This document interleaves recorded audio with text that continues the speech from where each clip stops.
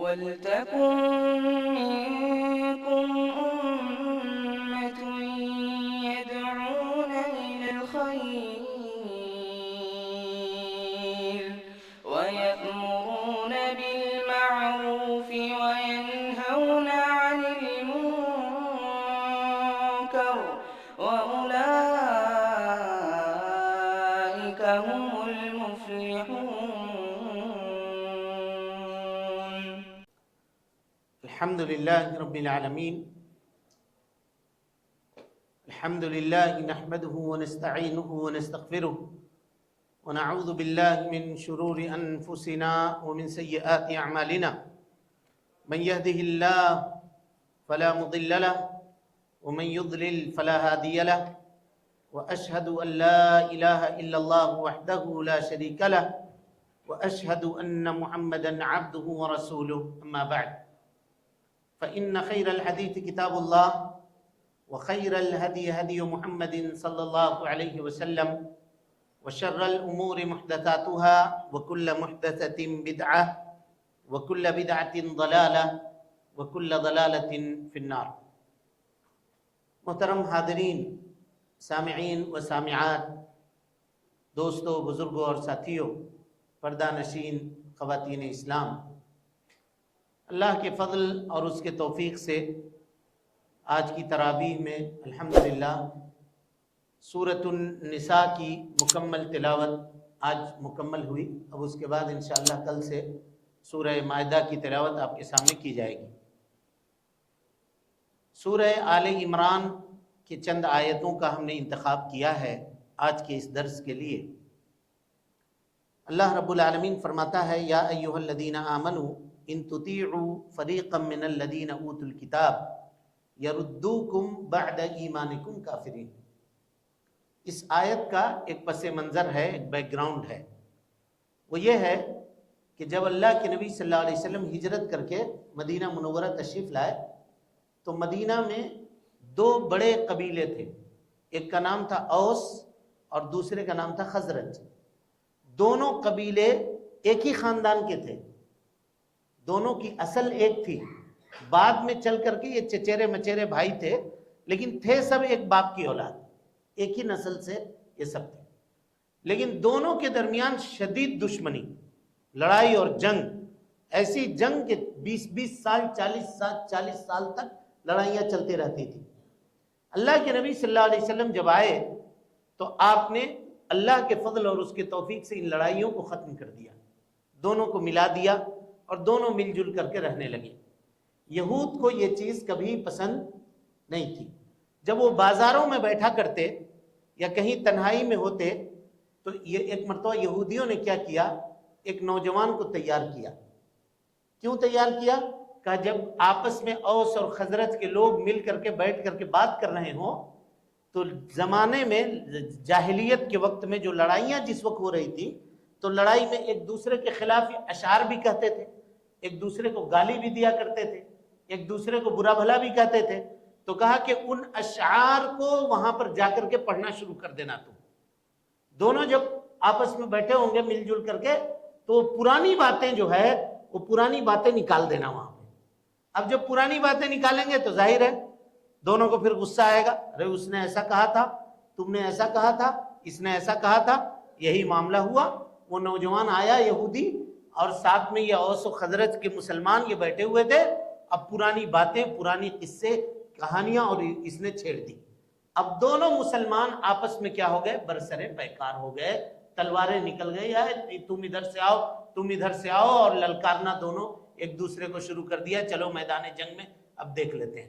اللہ کے نبی جناب محمد رسول اللہ صلی اللہ علیہ وسلم کو اس کی اطلاع ملی، خبر ملی، تو آپ صلی اللہ علیہ وسلم وہاں پہ پہنچ گئے اور آپ نے کہا کہ اب دعو الجاہلیہ، جاہلیت کی پکار تم لوگوں نے پکارنا شروع کر دیا جبکہ میں ابھی تمہارے درمیان موجود ہوں. وانا بین اظہرکم، تمہارے درمیان میں موجود ہوں اور تم جاہلیت کی پکار شروع کر دیے. اوس والے اوس کو بلا رہے ہیں، خزرج والے خزرج کو بلا رہے ہیں. اس کے بعد اللہ رب العالمین نے یہ آیت نازل فرمائی، کہا یا ایھا الذین آمنوا، اے ایمان لانے والو، ان تطیعوا فریقا من الذین اوتوا الکتاب، اگر تم اہل کتاب کے ایک گروہ کی بات مانو گے ان کی پیروی کرو گے یردوکم بعد ایمانکم کافرین، یہ تم کو مسلمان ہونے کے بعد، ایماندار ہونے کے بعد کافر بنا کر کے واپس لوٹا دیں گے، مرتد کر دیں گے تم کو، دین سے بھٹکا دیں گے تم کو۔ ان کی کوشش یہی ہوتی ہے کہ وہ کیا کریں، دین سے بھٹکا دیں اور اسلام کے سچے اور سیدھے راستے سے بھٹکا کر کے دوسری جانب لے جائیں۔ آج جو لوگ یہودیوں کی منہ بھرائی کرتے ہیں اور نصارہ کی منہ بھرائی کرتے ہیں، میرے بھائیوں کبھی بھی یہ ہم سے خوش نہیں ہو سکتے۔ اللہ نے یہ گارنٹی دی ہے، اللہ تعالیٰ فرماتا ہے وَلَن تَرْضَى عَنْكَ الْيَهُودُ وَلَا النَّصَارَى حَتَّى تَتَّبِعَ مِلَّتَهُمْ، یہود و نصارہ تم سے کبھی خوش نہیں ہو سکتے، ہاں ایک صورت میں خوش ہو سکتے ہیں، تم بھی یہودی بن جاؤ، تم بھی نصارہ ہو جاؤ، تب جا کر کے وہ خوش ہو سکتے ہیں، نہیں تو وہ کبھی بھی خوش نہیں ہو سکتے۔ ان کا کام ہی یہی ہے کہ مسلمانوں کے درمیان پھوٹ ڈالنا، لڑائی ڈالنا، مسلمانوں کے حالات کو ہمیشہ خلفشار کے اندر رکھنا تاکہ وہ فائدہ اٹھا سکیں اور مسلمانوں کے اس کمزوری کا فائدہ اٹھا کر کے وہ آگے بڑھ سکیں۔ پوری دنیا میں آج دیکھیے کیا ہو رہا ہے، یہی سب کچھ ہو رہا ہے، یہی سب کچھ ہو رہا ہے۔ اور پورے معاملات، آپ مشرق وسطیٰ کو آپ اٹھا کر کے دیکھ لیں، فلسطین کے معاملات کو آپ اٹھا کر کے دیکھ لیں، اور دوسرے جگہوں کے معاملات کو آپ اٹھا کر کے دیکھ لیں۔ میں کہہ دے رہا ہوں بات آپ لوگوں کے سامنے وضاحت کے ساتھ، یہ جو حماس ہے، جو فلسطین کا سب سے بڑا یہ سمجھتا ہے کہ میں ہمدرد ہوں، یہ کس کا پیدا کرتا ہے؟ کس کا پیدا کرتا ہے؟ یہودی کا پیدا کرتا ہے۔ ابھی جب قطر کے وزیر داخلہ نے یہ بیان دیا کہ حماس کو سب سے زیادہ فنڈ ہم دیتے ہیں، تو کہا تم حماس کو فنڈ دیتے ہو، جبکہ اسرائیل کی نگاہ میں کہا اسرائیل کے کہنے پر ہی دیتے ہیں، اسی نے کہا ہے دینے کے لیے۔ اور دیکھیے دے کر کے یہ دو پٹاخے ادھر پھینکتا ہے اور اس کے نتیجے میں یہ لوگ آ کر کے لاکھوں لوگوں کو قتل کر دیتے ہیں اور لاکھوں زمینوں کے اوپر قبضہ کر لیتے ہیں۔ سمجھ رہے ہیں؟ یہ ان کے آلہ کار ہیں، اور مسلمانوں کے بچوں کو لے جا کر کے جہاد کے نام پہ، لڑائی کے نام پہ لے جا کر کے جھونک دیتے ہیں، اور ان کے خود کے بچے لندن میں اور امریکہ میں ہوٹلوں میں بیٹھ کر کے اور بڑے بڑے کالج کے ہاسٹلوں میں بیٹھ کر کے تعلیم حاصل کر رہے ہوتے ہیں، اور خود آ کر کے دبئی میں، قطر میں اور کویت میں لگژری زندگی یہ لوگ گزار رہے ہوتے ہیں مسلمانوں کے صدقات اور خیرات اور زکوٰۃ کے پیسوں کے اوپر۔ یہ مسلمانوں کے ہمدرد نہیں ہیں، اس کو سمجھنے کی کوشش کیجیے۔ یہ یہودیوں کے آلہ کار ہیں، اور اس کے آلہ کار بن کر کے اسلامی حکومت کو تباہ و برباد کرتے ہیں۔ جب آپ کے پاس طاقت نہیں ہے، قوت نہیں ہے، کیا ضرورت ہے آپ کو اس سے پنگا لینے کا؟ آپ نے پھینکا ادھر کا، ایک کوا نہیں مرا، ایک بلی نہیں مرا، ادھر کے لاکھوں بچے مر گئے، لاکھوں گھروں کو توڑ دیا، ہاسپٹلوں کے اوپر بمباری کر دی گئی، ڈاکٹروں کو، نرسوں کو، مریضوں کو، آئی سی یو میں رہنے والے مریضوں پہ آکسیجن کا سپلائی تک بند کر دیا گیا، ظلم کی انتہا کر دی گئی، ہے نا؟ تو یہ سب کب ہے، کیسے ہے؟ جب تک ہم ان کے چالوں کو نہیں سمجھیں گے اور اپنے دین کے اوپر کامل اور مکمل طور پہ ہم یقین اور ایمان اور پختہ طور پہ عمل کرنے والے نہیں بنیں گے، تب تک ہم ان کے سازشوں کے شکار ہوتے ہی رہیں گے۔ اللہ تعالیٰ کہتا ہے وَكَيْفَ تَكْفُرُونَ، تم کیسے کفر کر سکتے ہو، وَأَنْتُمْ تُتْلَى عَلَيْكُمْ آيَاتُ اللَّهِ، کہ اللہ رب العالمین کی آیتوں کی تلاوت تمہارے سامنے کی جاتی ہے، کیسے کفر کر سکتے ہو؟ اب یہاں ایک بات ہے، معاف کیجئے گا، اللہ کی آیتوں کی تلاوت کی جاتی ہے، کیا ہم اللہ کی آیتوں کی تلاوت کو سمجھتے ہیں؟ کیا ہماری ذمہ داری صرف یہی ہے کہ تلاوت ہم سن لیں بس ہمارے لیے کافی ہے؟ اس کے معانی کو سمجھنا، اس کے مفہوم کو سمجھنا، اس کے مطلب کو جاننا، اللہ رب العالمین کے بیان کے مقصد کو جاننا، یہ کس کی ذمہ داری ہے؟ وَأَنْتُمْ تُتْلَى عَلَيْكُمْ آيَاتُ اللَّهِ، اللہ کی آیتوں کی تلاوت تمہارے سامنے کی جاتی ہے، اس کے باوجود ہم اس سے کیا ہیں؟ غافل ہیں۔ قرآن مجید جیسی مقدس کتاب جس کے حروف اور اس کے الفاظ کو سمجھنے کے لیے اگر ہم اپنے 24 گھنٹے میں سے آدھے گھنٹے کا وقت نہیں دے سکتے ہیں تو ہم سے بڑا ظالم اس دنیا میں اور کون ہوگا بتائیے؟ ہم سے بڑا ظالم اس دنیا میں اور کون ہوگا؟ اور اس کے بعد چل کر کے ہم کہتے ہیں کہ اس نے قرآن کی بے حرمتی کر دی، اس نے قرآن کی بے عزتی کر دی، اس نے قرآن کے خلاف یہ کہہ دیا، اس نے قرآن کے خلاف یہ کہہ دیا۔ ہم نے اپنے عمل سے اس قرآن کو کیا کیا بتائیے؟ کیا وقت، کتنا وقت دیا اس قرآن کے لیے، اس کی ترویج و اشاعت کے لیے، اس کو دنیا میں پھیلانے کے لیے، اس کو سمجھنے کے لیے، اس کو پڑھنے کے لیے ہم نے اپنا کتنا اب تک قربان کیا ہے؟ ہم میں کہ ہر آدمی اس کے اوپر جائزہ لے اور غور کرے. صرف یہ چومنے کی کتاب ہے؟ جزدان میں لگا کر کے لپیٹ کر کے اس کو اونچے مقام پر اور اونچے جگہ پہ رکھنے کی کتاب ہے؟ دکان کے اندر خیر و برکات حاصل کرنے کے لیے اونچے ریک کے اوپر قرآن کی آیتوں کو سجانے کی کتاب ہے؟ یا یہ کتاب سمجھنے کی کتاب ہے؟ یہ کتاب عمل کرنے کی کتاب ہے؟ یہ کتاب اپنی زندگی کے اندر دستور بنا کر کے زندگی گزارنے کی کتاب ہے؟ ہم لوگوں نے اس کو ترک کر دیا اور اس کو چھوڑ دیا. اللہ کہتا ہے کیف تکفرون وانتم تتلی علیکم آیات اللہ وفیکم رسولہ، اور تمہارے سامنے اللہ کے نبی صلی اللہ علیہ وسلم موجود ہے. آج اللہ کے نبی صلی اللہ علیہ وسلم موجود نہیں ہے، نبی کی احادیث موجود ہیں، نبی صلی اللہ علیہ وسلم کی سنتیں موجود ہیں، نبی صلی اللہ علیہ وسلم کی زندگی کا ایک ایک گوشہ ہمارے نگاہوں کے سامنے ہے. آپ کیسے اٹھتے تھے، کیسے بیٹھتے تھے، کیسے سوتے تھے، کیسے کھاتے تھے. افسوس کی بات یہ ہے کہ آج جب قرآن سے ہماری غفلت کا یہ عالم ہے تو حدیثوں کا کیا معاملہ ہوگا؟ حدیثوں کا کیا معاملہ ہوگا؟ ہم اگر کسی ایک مسلمان سے پوچھیں کہ نماز 5 وقت میں، دن بھر میں 5 وقت فرض ہے، نماز میں شروع سے لے کر کے اخیر تک جو جو عمل کیا جاتا ہے حدیث سے پڑھ کر کے ذرا عربی عبارت سنا دو تو دلیل دے دو. اگر ہم نماز میں رفع الیدین کرتے ہیں، اللہ اکبر کہتے ہیں، اس کی دلیل دو. اللہ کے نبی صلی اللہ علیہ وسلم نے کیا ہے، کوئی بتا سکتا؟ اکثر لوگ نہیں بتا سکتے. کیوں ایسا کرتے ہو؟ کہیں گے ہم نے اپنے ابا کو دیکھا ایسے کرتے ہوئے، ہمارے مولوی صاحب کو دیکھا ہوا ہے ایسا کرتے ہوئے، تو ہم کر رہے ہیں. تو یہ عبادت ہے کہ یہ پرمپرا ہے؟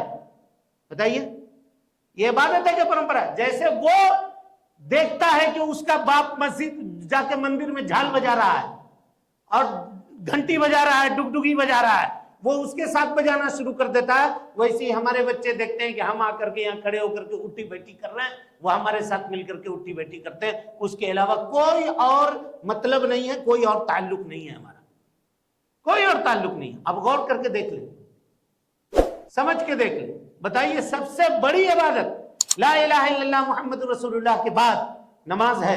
اگر نماز ہم کو شروع سے لے کے آخر تک صحیح دلیل کے ساتھ معلوم نہیں ہے تو پھر ہم کیسے مسلمان ہیں؟ کس طرح کے مسلمان ہیں؟ اور دعویٰ کرتے ہیں کہ ہم مسلمان ہیں. کیسے مسلمان ہیں؟ اگر صرف چلیے اگر یہ کہیں کہ نماز میں کتنا فرض ہے بتائیے، نماز میں کتنا واجب ہے بتائیے، نماز کے ارکان کیا ہیں بتائیے. کیونکہ اگر رکن کوئی آدمی نماز پڑھ رہا ہے، رکن چھوڑ دیا تو اب اس کی نماز نہیں ہوگی. کوئی آدمی واجب چھوڑ دیا تو سجدے سہو کر کے اس کو پورا کر لے گا، لیکن رکن اگر چھوڑ دیا تو بولیے اس کی نماز نہیں ہوگی. تو جب وہ رکن نہیں جانتا ہے، سنت نہیں جانتا ہے، واجب نہیں جانتا ہے، تو نماز صحیح طریقے سے کیسے پڑھے گا بھائی؟ آپ ہی بتائیے کیسے پڑھے گا؟ ہم آپ کو کہیں کہ یہ کار ہے، اس کو آپ چلا کر کے لے کر جاؤ، آپ کہیے گا میرے کو چلانا ہی نہیں آتا تو میں کیسے چلاؤں گا؟ کہا نہیں دیکھے وہ چلاتے ہوئے، ایسے ایسے بیٹھ کے تو کرتے ہیں، بس تم بھی ایسے ہی کرو. تو کیا چلا پائے گا وہ؟ بولیے بھائی، چلا لے گا؟ دنیا کے معاملے میں ہم رسک لینے کے لیے تیار نہیں ہیں، دین کے معاملے میں ہمارا کلیجہ کتنا بڑا ہے. دیکھیے کتنا بڑا رسک لینے کے لیے ہم تیار ہیں. اور یہ بات یاد رکھیے، ابھی عشاء کی نماز کے بعد جنہوں نے مولانا صاحب نے اعلان کیا نا کہ بڑی بستی تھی اہل حدیثوں کی، سب لوگ وہاں رہ رہے تھے، اب 7 گھر 8 گھر 10 گھر باقی ہیں. یہی حال ہونے والا ہے، ادھر بھی یہی حال ہونے والا ہے. مکتب میں بچوں کی کمی ہے، نہیں بھیجتے. دعا سکھانے کے لیے وہاں پہ نہیں بھیجتے. صبح اٹھ کر کے ہم اپنے بچوں کو بھیج دیتے ہیں تعلیم کے نام پہ شرک کے مدارس کے اندر، اور وہاں کھڑے ہو کر کے come to my heart, come to my heart وہ کرتے ہیں، اور وہ بھی وہ پڑھتے ہیں، اور ساری ایکٹیویٹیز وہ کرتے ہیں. ہم صبح مسجد کے اندر لے کر آتے نہیں ہیں، دین ان کو سکھایا نہیں، تعلیم ان کو دیا نہیں. دھیرے دھیرے ہمارے ماں باپ نے ہم لوگوں کے اوپر رحم کیا کہ سکھا دیا، پڑھا دیا، چلیے اب ہم لوگوں کے بچے جب آئیں گے تو پھر دیکھیے گا کوئی معاملہ نہیں رہے گا، اللہ نہ کرے. لیکن حالات یہی بتلا رہے ہیں. اب دیکھیے نوجوانوں کی حالت کیا ہے اور کس طرح سے معاملات ہو رہے ہیں. اگر اب بھی ہم ہوش کے ناخن نہ لیے، اب بھی ہم ہوش کے ناخن نہ لیے تو پھر بہت دیر ہو جائے گی، اور اس کے بعد آدمی کچھ نہیں کر سکتا ہے. وَكَيْفَ تَكْفُرُونَ وَأَنْتُمْ تُتْلَى عَلَيْكُمْ آيَاتُ اللَّهِ وَفِيكُمْ رَسُولُهُ وَمَنْ يَعْتَصِمْ بِاللَّهِ فَقَدْ هُدِيَ إِلَى صِرَاطٍ مُسْتَقِيمٍ. کہا جو اللہ رب العالمین سے چمٹ جائے گا، اللہ رب العالمین کا ہو جائے گا، اللہ رب العالمین اس کو صراط مستقیم کی ہدایت کر دے گا، صراط مستقیم کی رہنمائی کر دے گا۔ کبھی زندگی میں توفیق طلب کی ہے ہم نے؟ نہ اپنے لیے کی ہے، نہ اپنے بال بچوں کے لیے کی ہے کہ اللہ میرے بعد میرے بچوں کو دین کے اوپر قائم رکھ، اے اللہ مجھے دین کے اوپر قائم رکھ۔ ہم خود دین کے اوپر صحیح طریقے پہ قائم نہیں ہے تو ہم اپنے بچوں کے لیے کیا دعا کریں گے؟ ظاہر ہے بچہ تو ہم کو دیکھ کے سیکھے گا نا، ہم ہی کو دیکھ کے سیکھے گا۔ جب ہم خود پابند نہیں ہیں دین کے اوپر پورے طور پر تو ہمارا بچہ کس طرح سے پابند ہو سکتا ہے؟ میرے بھائیوں، یہ کرنے کی ضرورت ہے اور اس کے اوپر غور کرنے کی ضرورت ہے۔ آگے اللہ تعالیٰ فرماتا ہے یا ایھا الذین آمنوا اتقوا اللہ، اے ایمان لانے والو اللہ کا تقوی اختیار کرو، حق تقاتہ، جیسا کہ اس کا تقوی اختیار کرنے کا حق ہے۔ جب یا ایھا الذین آمنوا کہی دیا تھا تو اس کے بعد پھر تقوی کا کیا حکم ہے؟ کیا بغیر متقی کے آدمی مومن ہو سکتا ہے کیا؟ بولیے، بغیر تقوی اختیار کیے ہوئے آدمی مومن ہو سکتا ہے؟ نہیں ہو سکتا۔ تو پھر یہاں تقوی کا معنی کیا ہوگا؟ تقوی کا معنی یہ ہوگا کہ اللہ نے جن چیزوں کے کرنے کا حکم دیا ہے ان چیزوں کو کرو، اور جن چیزوں کے کرنے سے اللہ نے منع کیا ہے ان چیزوں سے کیا ہو جاؤ؟ رک جاؤ۔ حق تقاتہ، جیسے کہ اس سے ڈرنے کا حق ہے۔ غور سے سنیے مسئلے کو۔ جب یہ آیت کریمہ نازل ہوئی صحابہ کرام رضوان اللہ علیہم اجمعین پریشان ہو گئے، کہا اللہ کے نبی صلی اللہ علیہ وسلم ہم میں کا کون آدمی ایسا ہے جو اللہ رب العالمین کا تقوی کما حقہ ادا کر سکتا ہے؟ کون آدمی ایسا ہے؟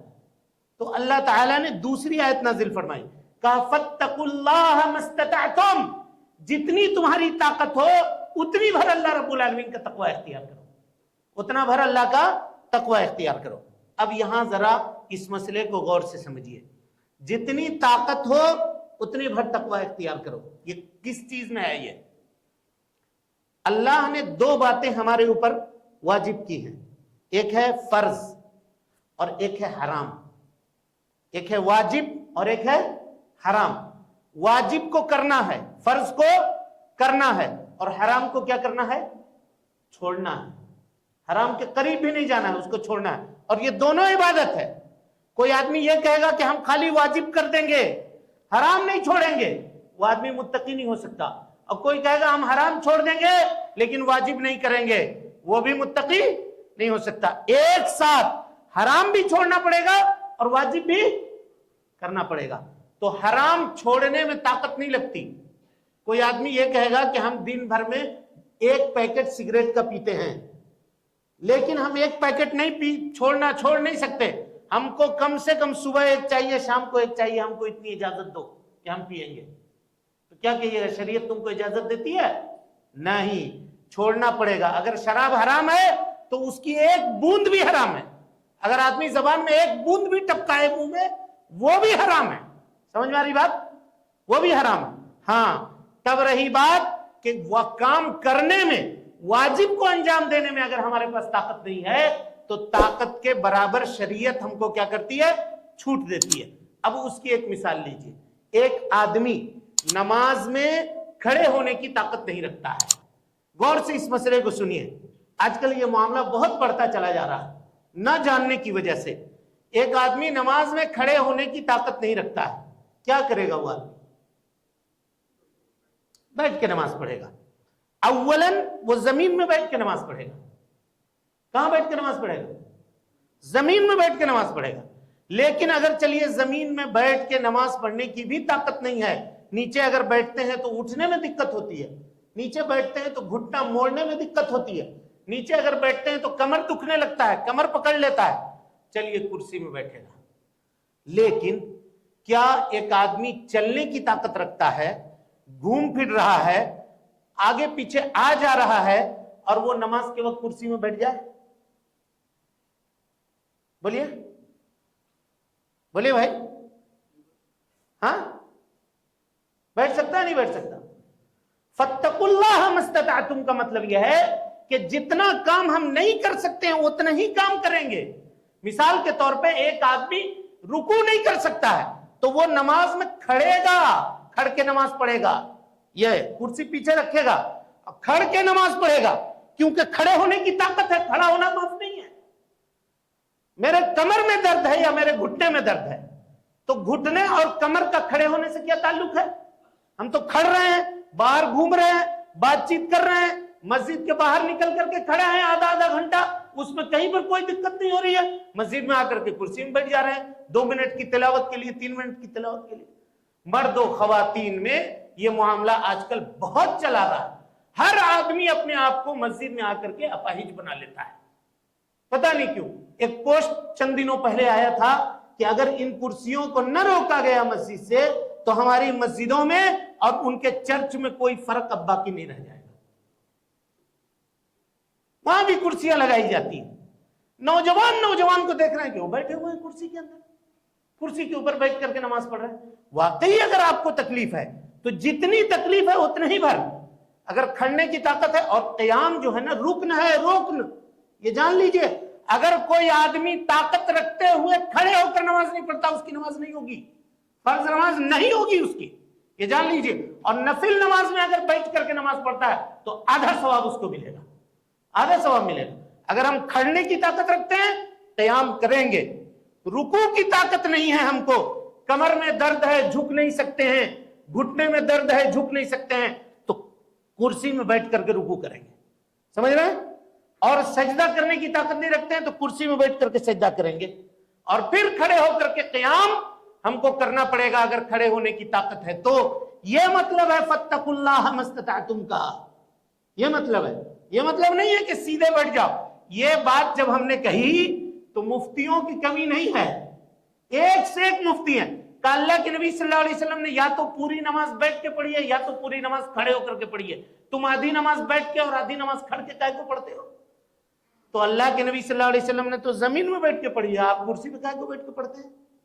ذرا بتائیے، بیٹھ کے زمین میں پڑھی ہے، حالانکہ کرسی اس زمانے میں بھی تھی، کرسی لا کر کے لگا سکتے تھے، ممبر تھی آپ صلی اللہ علیہ وسلم کے، اس پہ بیٹھ کے نماز پڑھ سکتے تھے، زمین میں بیٹھ کر کے آپ نماز پڑھیں، تو ویسا کیوں نہیں کرتا ہے؟ میرے بھائیوں، کہنے کا مطلب یہ ہے کہ دین کو عقل کے ساتھ، فقہ کے ساتھ، فہم کے ساتھ سمجھنے کی ضرورت ہے۔ ہر کس و ناقص کی بات لے کر کے آدمی اڑتا چلے اور اپنے من کے مطابق کرتا چلے تو دین ایسا نہیں ہے۔ اگر ہمارے پاس طاقت ہے کھڑنے کی تو کھڑیں گے، ٹھیک ہے، تراویح میں لمبا کھڑنا پڑ رہا ہے، نہیں کھڑ سکتے اتنا لمبا، کھڑے ہو کر کے نماز شروع کریں گے، جب تک چل رہا ہے چلے گا، اس کو بیٹھ جائیں گے۔ اب نہیں ہو رہا ہم سے، ہم بیٹھ جائیں گے۔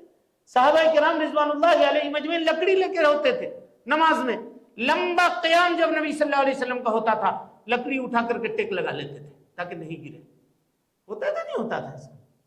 جہاں وہ طاقت نہیں ہے پھر ہم بیٹھ جائیں گے، چلو بھائی کوئی حرج کی اس میں بات نہیں ہے، لیکن شروع سے ہی آ کے چل رہے ہیں، پھر رہے ہیں، گھوم رہے ہیں، دوسری جگہ پہ کھڑے ہو کر کے 1-1 گھنٹہ تک بات کر لے رہے ہیں، کچھ درد نہیں، کہیں تکلیف نہیں، کہیں کوئی معاملہ نہیں، مسجد میں آ رہے ہیں تو بیٹھ گئے، سیدھے آ کر کے بیٹھ گئے، یہ جائز نہیں ہے بھائی، یہ جائز نہیں ہے، اس کو سمجھیے آپ۔ اور فرض نماز اگر ہے تو قیام رکن ہے، طاقت کے بغیر اگر آدمی قیام چھوڑ دیتا ہے، کھڑے ہونا چھوڑ دیتا ہے تو اس کی نماز نہیں ہوگی، اس کی نماز نہیں ہوگی۔ یا ایھا الذین آمنوا اتقوا اللہ حق تقاتہ، اے ایمان لانے والو اللہ کا تقوی اختیار کرو جیسے اس کا تقوی اختیار کرنے کا حق ہے، ولا تموتن الا وانتم مسلمون، اور تمہاری موت نہ آئے مگر اس حال میں کہ تم مسلمان ہو۔ اب میری موت کب آئے گی، آپ کی موت کب آئے گی، یہ ہم جانتے ہیں؟ بالکل نہیں جانتے۔ اس کا مطلب یہ ہوا کہ زندگی کا ایک لمحہ بھی اللہ کی نافرمانی میں نہیں گزرنا چاہیے، نہیں گزرنا چاہیے۔ ہم لوگوں کا معاملہ یہ ہے کہ چلو میاں ابھی جوان ہیں، ابھی تو ہماری زندگی میں بہت رمضان آنے والا ہے، اس رمضان میں نہیں تو 2026 میں دیکھ لیں گے، نہیں تو 2027 میں دیکھ لیں گے، 2028 میں دیکھ لیں گے۔ یہی رمضان سوچئے نا، اب اس کا 6واں حصہ نکل گیا، آج سے 6 پڑھ چکے نا، مطلب 5واں حصہ نکل گیا، ختم۔ اب کہاں ہے؟ پہلا عشرہ جیسے نکلے گا اور اس کے بعد معاملہ کل جمعہ ہوگا اور اس کے بعد معاملہ دھیرے دھیرے دیکھیے گا پھر ختم، یوں لگے گا کہ ابھی آیا اور ابھی چلا گیا۔ لیکن اگر ہم غفلت میں رہے تو میرے بھائیو ہم لوگوں سے بڑا مجرم اور کوئی نہیں ہوگا۔ اب دھیرے دھیرے مصلی کم ہونا بھی شروع ہوں گے مسجدوں سے، مسجدیں اب دھیرے دھیرے ویران ہونی شروع ہوں گی، پھر تاکرات میں باہر آئے گی، لیکن ابھی یہ معاملہ ہوگا۔ قسم اللہ کی، رسم رواج کا جو معاملہ چلا ہے ہم لوگوں کے یہاں، یہ اگر اس کو نہ بدلا گیا تو میرے بھائیوں یہ قوم کہاں جائے گی اس کا کوئی ٹھکانہ نہیں ہے، اس کا کوئی ٹھکانہ نہیں۔ نہ دین سے کوئی مطلب ہے، نہ ایمان سے کوئی مطلب ہے، نہ توحید سے کوئی مطلب ہے، نہ شریعت سے کوئی مطلب ہے، نہ عمل سے کوئی مطلب ہے، نہ اللہ کی مغفرت چاہیے، نہ اللہ کا رضوان چاہیے، نہ اللہ کی جنت چاہیے، پھر چاہیے کیا چاہیے ہمیں؟ اور پھر کس بات کے ہم مسلمان ہیں اور کیسے مسلمان ہیں؟ کہا وَلَا تَمُوتُنَّ إِلَّا وَأَنْتُمْ مُسْلِمُونَ، تمہاری موت نہ آئے مگر اس حال میں کہ تم کیا ہو؟ مسلمان ہو۔ کوئی نہیں جانتا اس کے ساتھ کیا ہونے والا ہے، 1 گھنٹے کے بعد ہمارے ساتھ آپ کے ساتھ کیا ہونے والا ہے ہم کو نہیں معلوم، کسی کو نہیں معلوم۔ کون رزق لے گا اللہ تعالیٰ کی نافرمانی کر کے؟ تمہاری موت نہ آئے۔ اور یہ جان لیجئے جو آدمی اپنی جوانی اللہ کے راستے میں گزارا ہوگا وہی موت کے وقت اس کو جو ہے آسانی نصیب ہوگی، لیکن ایک آدمی گناہ پہ گناہ، گناہ پہ گناہ، گناہ پہ گناہ کرتا چلا جا رہا ہے اور وہ سمجھے کہ ہمارا خاتمہ بالخیر ہو جائے، تو ایسا نہیں ہوتا ہے۔ نبی صلی اللہ علیہ وسلم کی حدیث ہے، آپ صلی اللہ علیہ وسلم نے فرمایا ایک آدمی جنتیوں کا عمل کرتا رہتا ہے اور آخر میں جا کر کے ایسا عمل کرتا ہے کہ جہنم چلا جاتا ہے۔ آدمی کو اپنے خاتمے کی فکر کرنی چاہیے اور اللہ سے یہ دعا مانگتے رہنا چاہیے کہ اللہ رب العالمین خیر کے اوپر ہمارا خاتمہ فرما، اور جب اس دنیا سے تو لے جا اٹھا جب بھی، تو زبان کے اوپر کلمہ ہمارا جاری ہونا چاہیے، اور اللہ رب العالمین مرنے کے بعد ہمارے ساتھ اچھا معاملہ ہونا چاہیے۔ یہ دعا آدمی کو کرتے رہنا چاہیے۔ دنیا کی زندگی کیا ہے؟ یہ تو فانی ہے، جیسے بھی چاہے گی جیسے بھی کٹ جائے گی۔ اس کے بعد اللہ کہتا ہے وَاعْتَصِمُوا بِحَبْلِ اللَّهِ، تم سب مل کر اللہ کی رسی کو مضبوطی سے تھام لو۔ اللہ کی رسی کیا ہے؟ کتاب۔ اللہ کی رسی کیا ہے؟ یہ قرآن مجید۔ اللہ کی رسی کیا ہے؟ نبی صلی اللہ علیہ وسلم کی سنت۔ وَلَا تَفَرَّقُوا، جو کتاب و سنت کو مضبوطی سے تھامے گا وہ اختلاف میں نہیں پڑے گا۔ جو کتاب و سنت کو چھوڑ کر کے یہ امام، وہ فتویٰ، وہ فقہ، اس کے چکر میں پڑے گا، وہ کیا ہوگا؟ اختلاف میں پڑے گا، اختلاف میں پڑے گا۔ دین کو وہاں سے لیجئے، وہاں سے سیکھیے جہاں سے صحابہ نے سیکھا تھا، اور اسی میں آدمی کامیاب ہوگا۔ فَإِنْ آمَنُوا بِمِثْلِ مَا آمَنْتُمْ بِهِ فَقَدِ اهْتَدَوْا، اللہ نے کہا تھا کہ اگر یہ لوگ ویسا ایمان لاتے ہیں اے صحابہ جیسا آپ ایمان لائے ہیں تب یہ کامیاب ہوں گے، نہیں تو کامیاب نہیں ہو سکتے، نہیں تو کامیاب نہیں ہو سکتے۔ کچھ لوگوں نے حق کو چاروں اماموں میں محصور کر دیا، تو بتائیے کہ ان چاروں اماموں سے قبل جو مسلمان دنیا میں موجود تھے کیا ان کے پاس حق نہیں تھا کیا؟ پھر وہ کس امام کے پیروکار تھے اور کس امام کے وہ ماننے والے تھے؟ اسی لیے میرے بھائیوں دین کو وہاں سے حاصل کیجئے جہاں سے صحابہ کرام رضوان اللہ علیہم اجمعین نے حاصل کیا۔ وَلَا عَلَيْكُمْ، اللہ کی اس نعمت کو یاد کیجئے، اِذْ كُنْتُمْ أَعْدَاءً، کہ آپس میں تم دشمن تھے، فَأَلَّفَ بَيْنَ قُلُوبِكُمْ، اللہ تعالیٰ نے تمہارے دلوں کو کیا کر دیا؟ جوڑ دیا۔ ایک ہوتا ہے جسم ملنا اور ایک ہوتا ہے دل ملنا۔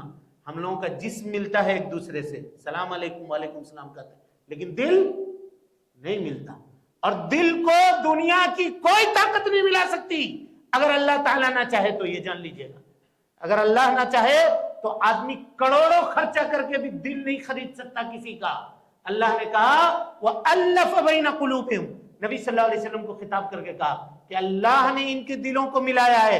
لَوْ أَنفَقْتَ مَا فِي الْأَرْضِ جَمِيعًا مَا أَلَّفْتَ بَيْنَ قُلُوبِهِمْ، اگر زمین میں جتنا خزانہ ہے اللہ کے نبی صلی اللہ علیہ وسلم اب پورا خزانہ خرچہ کر کے بھی چاہتے کہ ان کے اندر اتحاد ہو جائے، اتفاق ہو جائے، آپ نہیں کر سکتے تھے۔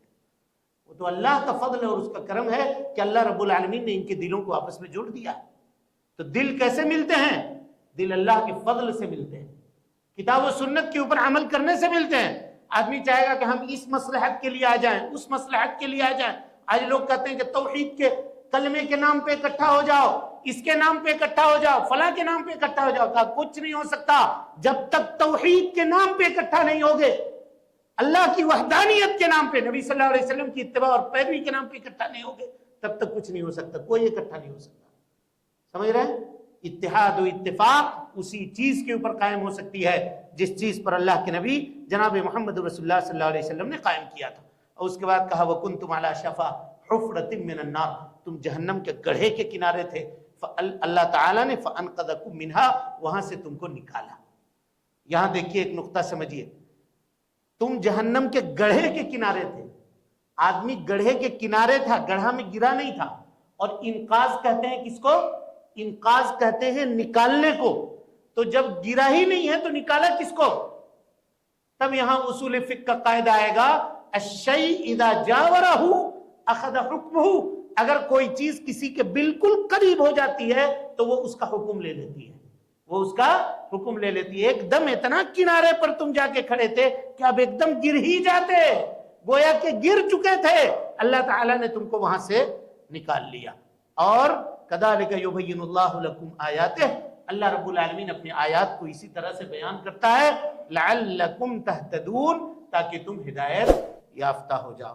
اس کے بعد اللہ نے کہا کہ گروہ ایسی ہونی چاہیے جو کتاب و سنت کی تعلیم دے، دعوت دے، خیر کی طرف بلائے، بھلائی کا حکم دے اور برائی سے لوگوں کو روکے.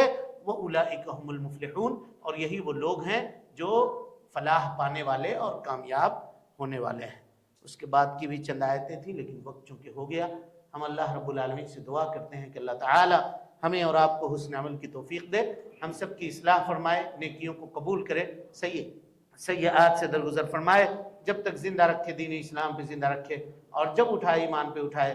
آمین وآخر دعوانا ان الحمدللہ رب العالمین. محترم سامعین و ناظرین، آپ تمام حضرات سے گزارش ہے کہ مرکزی جامع مسجد کے خطبات اور دروس کو اگر آپ سننا چاہتے ہیں تو اس چینل کو آپ لائک کریں، اس کو سبسکرائب کریں اور اس کو لوگوں تک پھیلانے کی کوشش کریں. اللہ رب العالمین ہم سب کی نیکیوں کو قبول کرے. وجزاکم اللہ خیرا.